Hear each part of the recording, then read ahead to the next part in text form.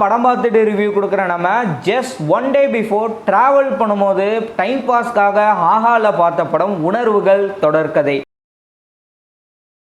படத்துடைய கதாநாயகன் ஒரு பொண்ணு கூட லிவிங் டுகெதரில் இருக்கிறாரு. மேரேஜ் ப்ரப்போஸ் பண்ணும்போது அந்த பொண்ணுக்கு இந்த பையனை கல்யாணம் பண்ணுறது அப்படின்றது இன்ட்ரெஸ்ட்டை தாண்டி அவங்களுக்கு கல்யாணம் அப்படின்றதுலேயே இன்ட்ரெஸ்ட் இல்லை.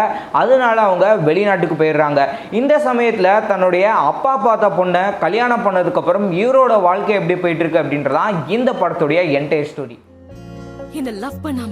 இந்த படத்தோட கதையை பொறுத்த வரைக்கும் லிவிங் டுகெதரில் கதாநாயகன் இருக்கிறாரு. அந்த பொண்ணுக்கு மேரேஜில் இன்ட்ரெஸ்ட் இல்லைனால பிரேக்கப் ஆனதுக்கப்புறம் தான் அப்பா சொன்ன பொண்ணை கல்யாணம் பண்ணிட்டு அவங்களுடைய லவ் எப்படி ஸ்டார்ட் ஆகுது, அவங்களுக்குள்ளே நடக்கக்கூடிய ப்ராப்ளம் அப்படின்னு சொல்லி யூஸ்ஃபுல்லாக ஒரு கப்புளில் என்ன நடக்குமோ அதை தான் இந்த படத்தில் கொடுத்துருக்காங்க. ஆனால் இந்த படத்துடைய ஸ்க்ரீன் பிளே அதுக்கு தகுந்த மாதிரி பாலு சர்மா எழுதியிருக்காரா அப்படின்னு கேட்டிங்கன்னா அதில் தான் மிஸ்டேக் பண்ணியிருக்காரு.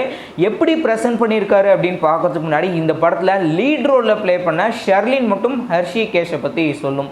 ஷெர்லினை பொறுத்த வரைக்கும் பழக்கப்படாத ஒரு ஃபேஸ் அப்படின்னு சொல்லலாம். 1 or 2 மூவிஸில் தான் தமிழில் அவங்க ப்ளே பண்ணியிருக்காங்க. அண்ட் ஹர்ஷிகேஷை பொறுத்த வரைக்கும் 10 வருஷத்துக்கு முன்னாடி தனுஷ் நடித்த வேலையில்லா பட்டதாரி படத்தில் தம்பி கேரக்டர் கார்த்திக் அப்படின்னு சொல்லி ப்ளே பண்ணியிருப்பார். ஸோ அந்த ஒரு கேரக்டர் ரொம்ப ஃபேமஸ் ஆச்சு. ஏன்னா இவரோட பேர் வில்லன் ரகுவரன் அப்படின்னு சொல்லி வச்சுருக்காங்க. தம்பிக்கு மட்டும் கார்த்தி அப்படின்னு சொல்லி தனுஷ்லாம் டைலாக் பேசியிருப்பார்.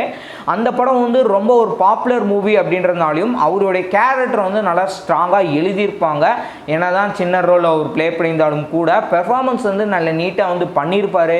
ஆனால் இந்த படத்தை அப்படியே டோட்டல் ஆப்போசிட்டாக நம்மளை டிஸப்பாயின்ட்மெண்ட் பண்ணுற அளவுக்கு தான் இவருடைய பெர்ஃபார்மன்ஸ் இருக்கு. அதுவும் உனக்கு நான் வருத்தல நினைச்சேன். அந்த மாதிரி பொண்ணுங்களாம் பயங்கரமா லவ். இந்த படத்தோட ஸ்க்ரீன் பிளேல என்ன எலமெண்ட் ஒர்க் ஆயிருக்கு அப்படின்னு எடுத்துட்டிங்கன்னா லவ் போர்ஷன் மட்டும் காமெடியை பொறுத்த வரைக்கும் நம்மளை நல்லா சிரிக்க வைக்கிற மாதிரி காமெடி போர்ஷன் கொடுத்துருப்பாங்க. ஆனால் இந்த படத்தோடைய லவ் எடுத்துட்டிங்கன்னா அவங்களுடைய லவ் எப்படி ஸ்டார்ட் ஆகுது, அவங்களுக்குள்ளே நடக்கக்கூடிய ப்ராப்ளம், மறுபடியும் அவங்க சேர்றாங்களா இல்லையா, என்ன மாதிரியான கான்வர்சேஷன்லாம் அவங்களுக்குள்ளே இருக்குது அப்படின்னு சொல்லி ஓரளவுக்கு நல்லா கொண்டு போயிருப்பாங்க. இந்த படத்துடைய ஸ்க்ரீன் பிளே பல இடங்களில் நம்மளுக்கு லேக் எடுக்கிற மாதிரி இருக்குது. அந்த படத்துடைய டைலாக்குமே இன்னும் நல்லா பெட்டராக அவங்க எழுதியிருக்கணும். ஸ்க்ரீன் பிளே அண்ட் டைலாக் பெட்டராக எழுதியிருக்கணும்.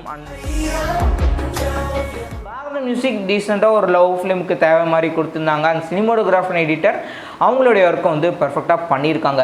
ஓவராலாக அந்த படத்தை பொறுத்த வரைக்கும் நீங்கள் பொழுது போகலை அப்படின்னா இந்த படத்தை போய் ஒரு வாட்டி ஹாலாக பார்த்து என்ஜாய் பண்ணுங்கள். இந்த வருஷம் 2024 ஒரு படம்.